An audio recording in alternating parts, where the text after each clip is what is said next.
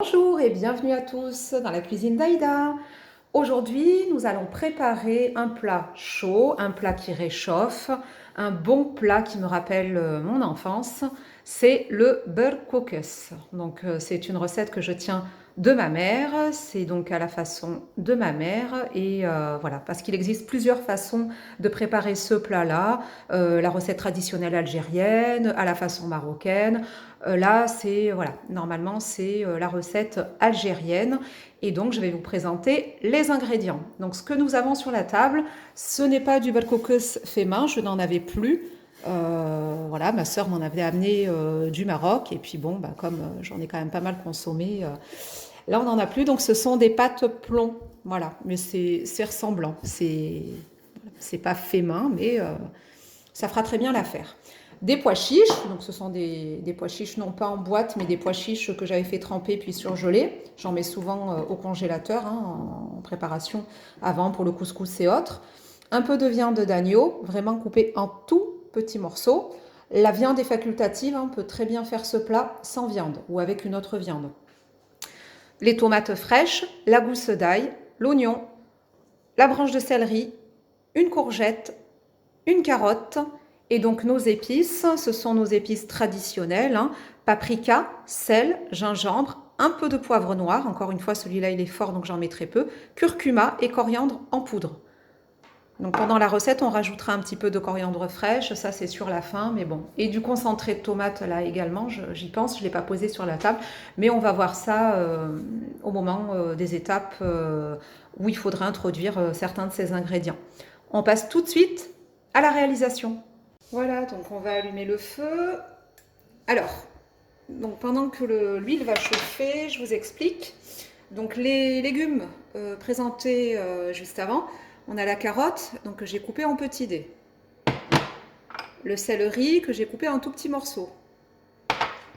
L'oignon et l'ail, donc l'oignon émincé et l'ail râpé. Donc ça, c'est ce qui est des légumes. Les courgettes, pareil, coupées en tout petits morceaux. Et les tomates que j'ai râpées. Voilà. Donc on a à peu près tout. On va pouvoir commencer notre préparation. Donc toujours les oignons.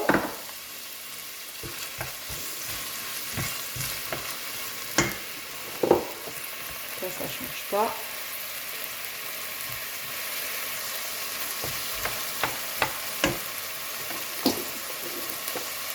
Voilà.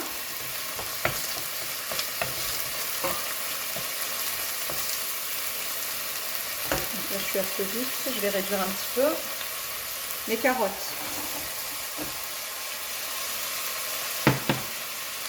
Les carottes étant un légume qui met quand même plus de temps à cuire que la courgette.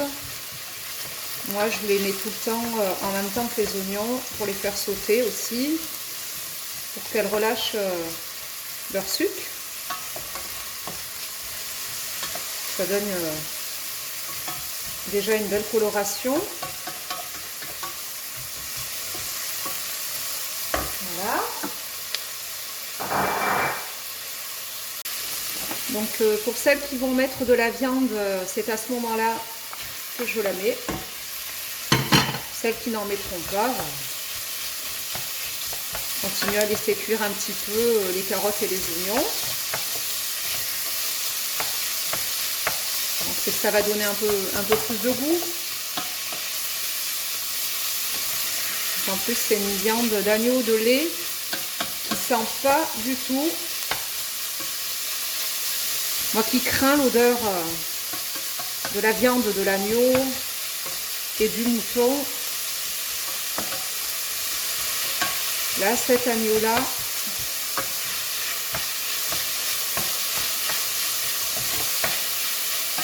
voilà. Donc là on va y mettre le céleri.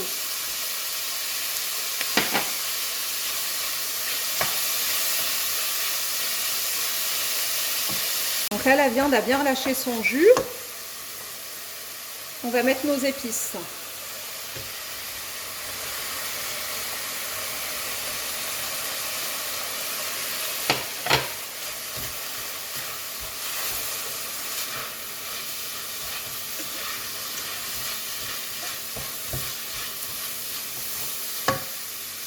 Mettre un tout petit peu d'eau pour déglacer.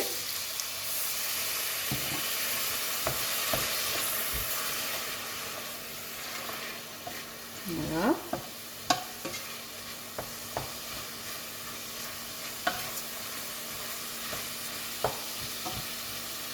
Là, on va laisser brunir.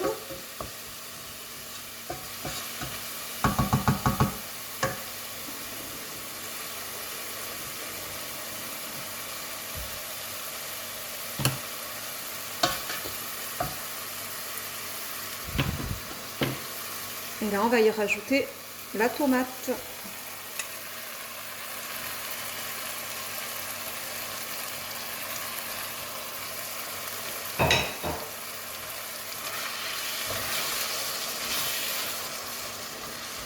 Bien mélanger, hein.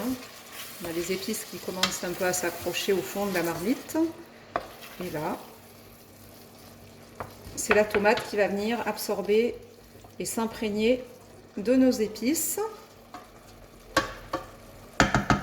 Voilà, donc à ce stade-là, moi, je rajoute mes pois chiches parce que je vous l'ai déjà dit en début de vidéo, ce sont des pois chiches que j'avais surgelés, enfin que j'avais congelés.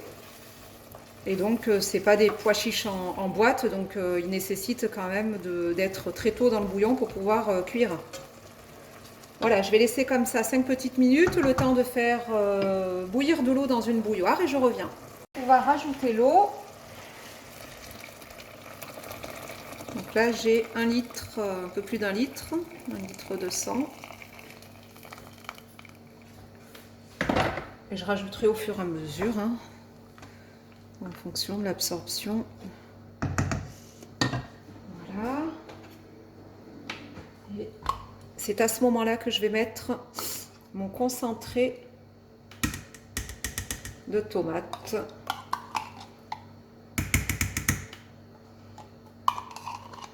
Il me reste un petit fond, je vais finir la boîte.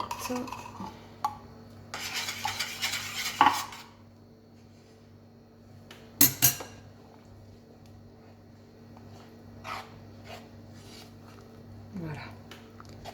Donc on mettra les petites courgettes plus tard. On va attendre que la viande et que le bouillon cuisent à peu près. Je vais mettre ça à les 25 minutes. 21, 23, 24, 25. Et on va couvrir. Donc on va pouvoir mettre nos petits plombs. Je les ai lavés. Je les ai rincés. Je les ai égouttés. Bon, certains ne le font pas, mais moi j'ai toujours fait comme ça. Si vous ne le faites pas, c'est pas grave. Voilà, et donc là, on va remuer.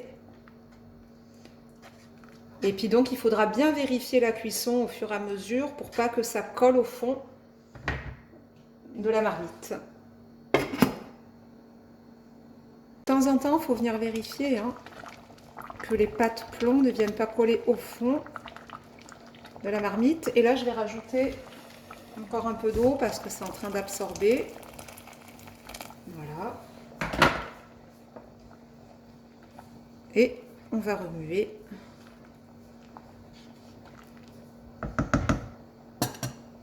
Donc là, je vais rajouter les petites courgettes.